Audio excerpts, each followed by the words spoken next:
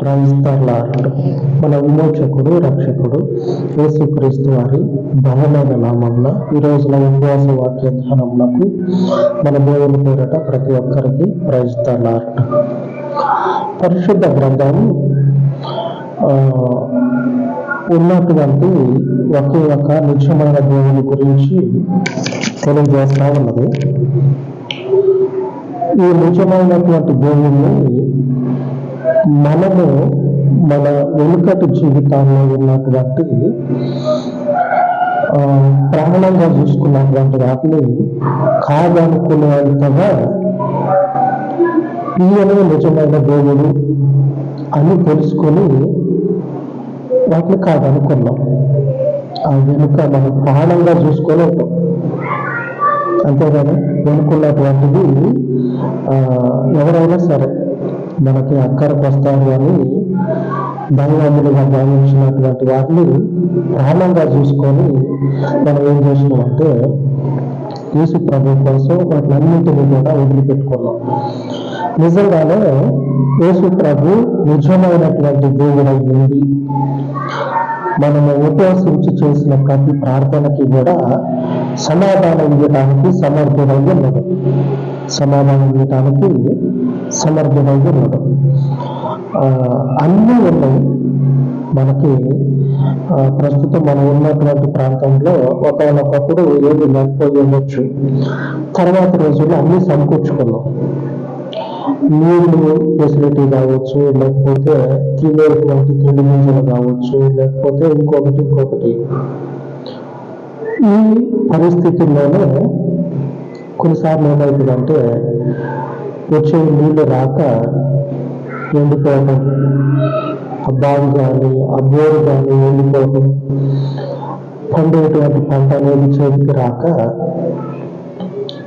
ఫలానా రకాలుగా ఒకటి కాదు అనేక రకాలుగా ఒక్కొక్కసారి వర్షాల వల్ల కావచ్చు, ఒక్కొక్కసారి వర్షాలు భయంకరంగా అతివృష్టి అని భయంకరంగా వానలు పడి ఆ వానలకు కొట్టుకొని పోవడం రావచ్చు. ఇలాగ జరిగి పరిస్థితులు తారుమారైతాయి. అసలు ఏమీ లేకుండానే ఇశ్రాయేలీయుల ప్రజలు 40 సంవత్సరాలు 40 సంవత్సరాలు దేవుని చేత అరణ్యంలో పోషించబడ్డారంట. ఏ పాటు దేవుని శక్తి, ఎంతటి బలమైనటువంటి దేవుని శక్తి ఒకసారి చూడండి. 40 సంవత్సరాలు మనం అన్ని సమకూర్చుకొని ఇట్లాగనే కాలం వెళ్ళదీస్తా ఉంటే ఒకనొక సందర్భంలో సమకూర్చుకున్నటువంటిది అక్కడకు రాకుండా పోతాయి. అసలు అరణ్యంలో ఏదీ ఉండదు. మనిషి బతకటానికి కనీసం ఒకరోజు ఉండటానికి కూడా సరి అయినటువంటి వసతులు అనేవి ఉండవు. ఆ అరణ్యంలో 40 సంవత్సరాల దేవుడు ఇశ్రాయేలీయులను పోషించిండంట. ఈ వచనం చదువుకుంటే ఒక సంతృప్తి అనేది కలుగుతుంది. నిజమే, వెనుక ప్రాణంతో సమానంగా ఎంచుకున్నటువంటివి ఏమైతే ఉన్నాయో వాటిని కాదనుకున్నందుకు, వద్దనుకున్నందుకు లేఖనాన్ని బట్టి కొంచెం ధైర్యం కలుగుతుంది. అదే ధైర్యము ఈ రోజుల్లో మనకి సమృద్ధిని తీసుకురావాలా. మనకున్నటువంటి ఆ విశ్వాసము మన జీవితాల్లో సర్వ సమృద్ధిని తీసుకొని వచ్చును గాక. ఆమేన్. లేఖనం చదువుకుందాం. లేఖనంలో యెహోషువ కాదు, నెహెమ్యా దేవునికి ఉపవాసం ఉండి ప్రార్థన చేస్తూ ఉంటాడు. అయ్యా, మేము అన్ని సమకూర్చుకున్నటువంటి పరిస్థితుల్లో చేతికి రాకుండా పోతే పడే బాధ అంతా ఇంత కాదు. అటువంటిది 40 సంవత్సరాలు నేను నీ ప్రజలను ఇది ఇస్తా, మీకు ఈ దేశాన్ని స్వాస్థ్యంగా ఇస్తా అని చెప్పి తీసుకొని వచ్చి ఆ మార్గంలో 40 సంవత్సరాలు వాళ్ళకి ఇంత ఇంత లేని స్థితి, ఇంత వాళ్ళకి బలహీనత అనేది లేకుండా వారికి అండగా ఉండి మహా గొప్ప కృప చూపించును. ఏది తక్కువ కాల వాళ్ళ జీవితాలకు కట్టుకునేటువంటి వస్త్రం దగ్గర నుంచి తినేటువంటి తిండి గింజల వరకు ఏది తక్కువ కాల. మరి ఈ దేవుడు నిజమైనటువంటి దేవుడే కదా. ఆమె దేవునికి స్తుతి కలుగును గాక. వచనాన్ని చదువుకుందాం. నెహెమ్యా గ్రంథము 9వ వచనము 9వ అధ్యాయము 21వ వచనం. నిజముగా అరణ్యంలో ఏమీ తక్కువ కాకుండా 40 సంవత్సరములు వారిని పోషించితివి. వారి వస్త్రములు పాతగిలిపోలేదు, వారి కాళ్లకు వాపు రాలేదు. పాదాలకి కూడా ఇంత అరణ్యంలో మనం తిరుగుతా ఉన్నాం కదా, ఇంత మనకి నొప్పి అనేది తగలకుండా వారిని ఏం చేసిందంటే ఆయన చేతుల మీద నడిపించుకొని పోయిందంట. ఆమె దేవునికి స్తోత్రం కలుగును గాక. నిజమైనటువంటి దేవుడే, బలవంతుడైనటువంటి దేవుడే. 40 సంవత్సరాలు నిజంగా చెప్తా ఉన్నా నేను అని నెహెమ్యా అంటా ఉన్నాడు. నిజంగా చెప్తా ఉన్నా, ఏదో వాళ్ళు 4 మాటలు చెప్తే విని ఆ 4 మాటల్లో చెవిలో పెట్టుకొని వాళ్ళు ఎలాగైతే చెప్పారో అలాగనే ఆ మాటలను వచ్చి చెప్పి చేస్తా ఉన్నటువంటి పరిస్థితి కాదు. కానీ నిజంగానే చెప్తా ఉన్నా, 40 సంవత్సరాలు నీ ప్రజలకి ఏమి తక్కువ కాకుండా నువ్వు వారిని పోషించినవు. వస్త్రం అనేది, వారి యొక్క కాలు అనేది ఏ మాత్రం కూడా ఆ అరణ్యపు బలానికి ఇంత హాని అనేది తగలకుండా వారిని నువ్వు తోడుగా ఉండి ఏం చేసినావంటే వాళ్ళకి ఇస్తా అని చెప్పినటువంటి వాగ్దాంత భూమిలోనికి వారిని నడిపించుకొని పోయాను. ఆమేన్. మన దేవుడు నిజమైనటువంటి దేవుడు అయి ఉన్నాడు. మన జీవితాలకి ఉపవసించి చేసేటువంటి ప్రార్థనలలో ఆయన యొక్క కృప కనపడుతుంది. ఆయన యొక్క సమాధానము మన జీవితాలలో సమృద్ధిగా ఉంటది. ఆమె సమృద్ధి అయినటువంటి కృపనిచ్చి సమృద్ధిగా దీవించే దేవుడు. ఇంత హాని తగలకుండా, ఇంత హాని అనేది మన జీవితాల్లో కనపడకుండా ఆయన ఏం చేస్తాడంటే ఆయన అడ్డుగా ఉండి సంరక్షించుకుంటా పోతాడు. నువ్వు చెప్పు నీకెంత దెబ్బ తగలేదా? ఇన్ని సంవత్సరాల నీ జీవితంలో ఇంత దెబ్బ తగలేదా అంటే తగిలింది అని చెప్తారు. కానీ లేదు అస్సలు ఇంతవరకు ఏమి తగల, నాకు ఏమి కాల, నెమ్మదిగా సాగుగా నా జీవితం కొనసాగింది అని చెప్పగలిగినటువంటి మనుషుడే లేడు. 40 సంవత్సరాలు నిజంగా, 40 ఏళ్ళు నిజంగా వాళ్ళకి ఇంత హాని అయితే కలగల. ధైర్యంగా నెహెమ్యా దేవునికి ప్రార్థన చేస్తా ఉన్నాడు. ఉపవసించు. మరి వాళ్ళని అంతగా నేను కాపాడలేదు కదా. మరి మా జీవితాలేంది, మరి మా బతుకులేంది, మా యొక్క జీవితాల్లో ఉన్నటువంటి ఈ లేని స్థితి, ఈ జీవితంలో తక్కువైనటువంటిది ఏమున్నదో, తక్కువైనది ఏదో అది నీకు తెలుసు కదా. మరి వీటిని అట్లాగనే చూస్తూ ఉంటావా? దేవునికి ప్రార్థన చేస్తా ఉన్నాడు. మన జీవితాల్లో ఆయన సర్వ సమృద్ధిని మనకు అనుగ్రహించేటువంటి దేవుడు. ఆమేన్. దేవునికి స్తోత్రం చెల్లించుదాం. ఆమేన్. దేవుని నామమునకు స్తుతి కలుగును గాక. ఆయన పరిశుద్ధుడు, మన జీవితాలకు సమృద్ధిని తీసుకొని వచ్చేటువంటి దేవుడు.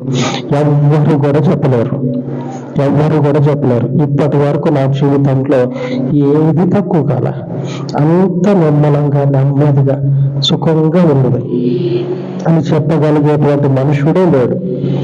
నెహెమ్యా చెప్తా ఉన్నాడు, 40 సంవత్సరాల జీవితంలో ఇశ్రాయేలీయులకి ఏది తక్కువ గల, వాళ్ళ పాదాలకు అరణ్యంలో వాపు అనేది కూడా రాల. అలాగనే వాళ్ళ జీవితాల్లో ఇంత లేని అనేది కూడా వాళ్ళకి కనపడదు. అరణ్యంలో, సర్వ సమృద్ధి ఉన్నటువంటి ప్రాంతంలో కదా, అరణ్యంలో మన బతుకులు కూడా మూడు వారిపోయినాయి. ఈ బతుకులకి దేవుడు చేస్తూ ఉన్న వాగ్దానం ఏంటంటే, వాగ్దానము కీర్తన గ్రంథము 97వ అధ్యాయము 9వ వచనం, ఏలయనగా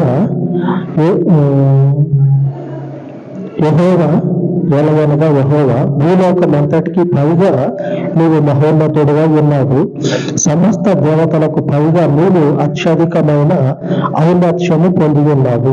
ఈ వచనంలో మన ఈరోజు దేవుని వాగ్దానం ఏమిటంటే, ఏలయనగా యెహోవా భూలోకమంతటికి పైగా నీవు మహోన్నతుడుగా ఉన్నావు. అవునా కాదా? 40 సంవత్సరాలు పాదానికి ఇంత రాయి తగినట్టు లేదు. ఇంకొకటి, వాళ్ళ జీవితాల్లో లేని అనేది, వర్షాలకు కానీ లేకపోతే వర్షాలు పడకపోవడం వల్ల కానీ తిండి గింజలు చేతిలోకి రాకుండా పోయిన రోజు అనేది 40 సంవత్సరాల కాలంలో లేదు. మరి దేవుడు భూలోకమంతటికి పైగా లేఖనంలో చెప్పబడినట్లు మహోన్నతుడై ఉన్నాడా లేడా?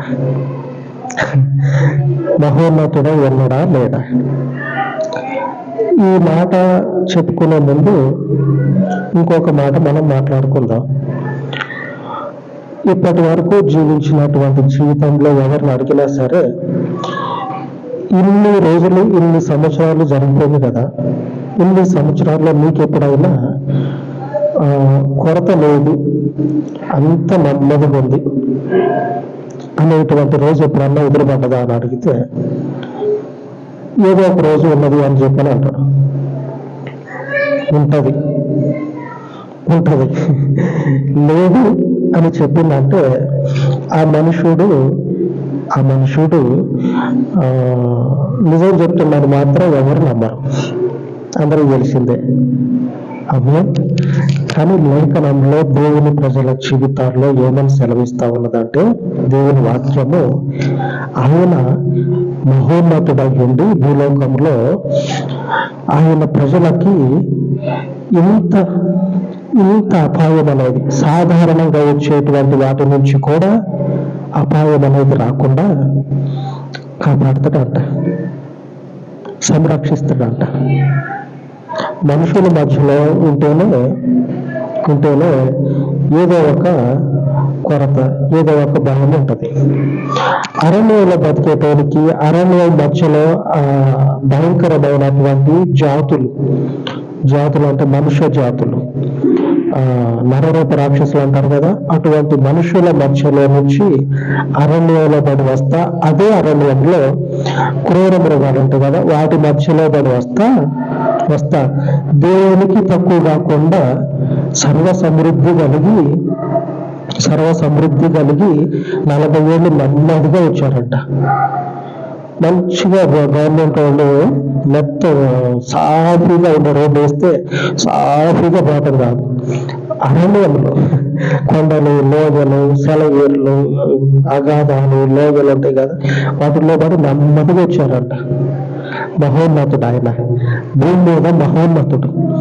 అంతటి మహోన్నతుడైన దేవుని మనము మన జీవితాల్లో ఉన్నటువంటివి, వెనుకటి రోజుల్లో ఉన్నటువంటి వాటిని అన్నిటిని వదిలిపెట్టడం అంటే ఒక అతిశయం ఏంటంటే, ఆయన తప్పకుండా మహోన్నతుడు. మనకి సర్వ సమృద్ధినిచ్చి కాపుదలను ఇస్తాడు, ఆయన కాపుదలను ఇస్తాడు. అలాగా ఆయనకు ప్రార్థించుకుందాం, ఉపాసించి. మహోన్నతుడు అయిన తండ్రి, ఏదో కాలమందు మీ పాదముల యొక్క ప్రార్థిస్తూ ఉండగా మీ కృప చొప్పున నాయన వాక్యము వింటున్నటువంటి వారితో పాటు అయ్యా ఎందరైతే ఈ జీవము కలిగిన వాక్యము కొరకు ఆయాత్తపడి ఉన్నారో, దప్పిక కలిగి ఉన్నారో, అటువంటి వారి యొద్దకు ఈ వాక్యమును నడిపించమని నిజముగా లేఖనము సెలవిస్తూ ఉన్నది. 40 సంవత్సరములు మీ ప్రజలకు ఏ విధమైనటువంటి ఎండ దెబ్బ కానీ, కానీ ఇదిగో తండ్రి లోకంలో ఉన్నటువంటి మనుషుల మీదకి వచ్చేటువంటి అపాయములు కానీ రాకుండా కాపాడినట్లు ఇశ్రాయేలీయులైనటువంటి నీ ప్రజల జీవితాలలో నీవు చూపిన కృప పరిశుద్ధ లేఖనాలలో సెలవిస్తూ ఉండగా అంతటి కృపను తండ్రి ఈ దినమందు ఇశ్రాయేలీయులుగా ఉంచబడినటువంటి నీ యందు విశ్వాసం ఉంచిన ఈ బిడ్డల జీవితాలలో కనపరిచి లోకంలో పరిశుద్ధుడా ఏ విధమైనటువంటి అయోగ్యతకు కానీ ఏ విధమైనటువంటి అపాయములకు కానీ మరే విధమైనటువంటి లోకపు లేని స్థితికి కానీ నీ బిడ్డలు దిగజారిపోకుండా నీ కుడి చేతి నీడలో ఉన్నటువంటి గొప్ప క్షేమమును సర్వ సమృద్ధిని అనుగ్రహించమని ఈ ఉపవాస మనవులను తండ్రి మీ కృపను బట్టి జ్ఞాపకం చేసుకొని అయ్యా ఈ పరిచర్యను దీవెనకరముగా మార్చండి, అనేకులకు ఆశీర్వాదకరముగా మార్చండి. దీవించబడిన వారు తండ్రి మీ సన్నిధికి వారి అర్పణ తీసుకొని వచ్చినట్లు అయ్యా నీ బిడ్డల హృదయాలను ప్రేరేపించండి. నీ పాదముల చెంత నాయన ఈ మనవులు ప్రతిష్ఠించి యేసుక్రీస్తు నామములో వేడుకొని చూన్నాను తండ్రి. ఆమేన్ ఆమేన్. మన దేవుని కృప మనకు తోడై ఉండును గాక. ఆమేన్ ఆమేన్.